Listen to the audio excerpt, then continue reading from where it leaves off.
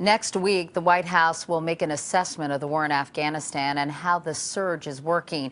It's already America's longest war, 9 years, 2 months, 3 days, and counting, at a cost so far of about $400 billion and more than 1,400 American lives.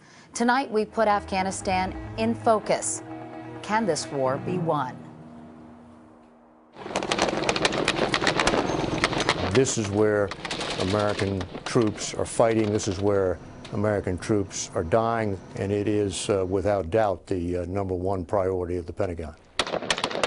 The U.S. military and NATO forces have regained momentum in Afghanistan, but that success is often undermined in a country woefully unprepared to fight the Taliban and al-Qaeda on its own. The fork in the road. We were on a mission to make sure there was no Taliban or roadside bombs, and we had to go through this area, which was surrounded by really tall marijuana plants. The Afghan soldiers started picking the marijuana plants because they were going to dry it out and smoke it. It's good. And it was incredibly frustrating for the American soldiers because they're putting American lives at risk.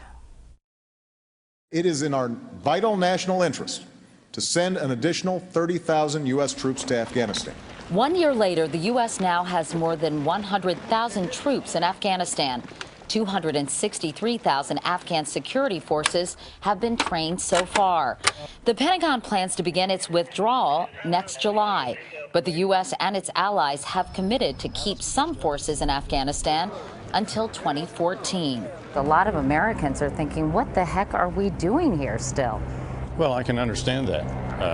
I mean, it's easy to get frustrated about Afghanistan.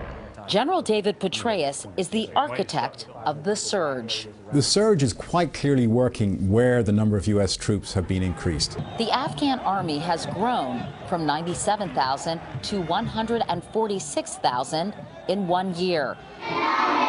7 times more kids are in school than under Taliban rule, and the economy expanded by 22% in 2009. The Marine unit that we followed, they conducted a major assault on a town called Safar Bazaar in the south. And what the Taliban did was they cleared the people out at 7 p.m. every night. There was a curfew. And then they put in the IDs so that even the locals didn't know where these bombs were hidden. As we moved in, there were bombs going off all the time. A lot of Marines were getting concussion. Hey, is everybody all right? 2 were killed. When we went back 2 months later, after they cleared that town, there were about 1,000 people in the market on market day. Success has come at a steep price. More than 470 Americans have been killed in Afghanistan this year alone. The #1 condition for victory is, can you ensure that Afghanistan does not fall into a state where it is a safe haven for al-Qaeda or its allies in the Taliban? Everything depends on Afghanistan's army and police. Most agree they are years from ready. Red 1, radio check over. We went on a night mission with American and Afghan forces. The call time was 2:30 a.m. because they wanted to use night as cover to land the helicopters.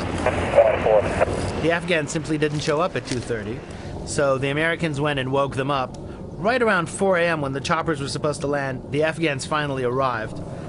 And then it turned out that they'd left half their ammunition on the helicopters and brought no food or water with them. None of this creates a sort of future where the Americans could leave them to it on their own. Do you have to be satisfied for less than perfect? Well, in fact, we talk about Afghan good enough being good enough. It is. The Obama administration has tried to narrow the definition of success. Afghanistan has an unbelievable culture of corruption. Everybody's on the make there. If you want to get a job in Afghanistan, you have to pay for it. At the center of that culture is President Hamid Karzai, who is an ever-growing liability for the U.S. I've definitely seen Karzai change as a leader and become increasingly inaccessible. And he's definitely become more imperialistic. Like, I've seen him ordering his ministers around and speaking to people like they're his subjects. The biggest threat to American interests still lurks just beyond Afghanistan's mountainous border, where al-Qaeda bides its time. The issue this year is the same as last year and every year of the war. And the issue is Pakistan and the safe havens inside of Pakistan. The war is now primarily being fought in the region of Afghanistan closest to Pakistan.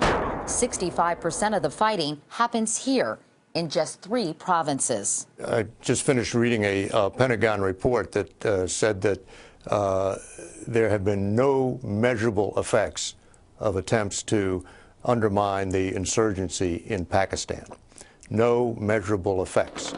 When you're fighting an enemy all the time who runs across the border into Pakistan and rests when he needs to, how are you really supposed to make any kind of enduring difference if your enemy keeps going where you can't get at them? Pakistan has been an unreliable ally in rooting out al-Qaeda despite U.S. pressure. They seem to be hedging their bets in a strategic situation that's far from resolved. You're going on the offense. Tired of playing defense. But a lasting victory will depend on whether Afghanistan can stand on its own once U.S. troops are gone.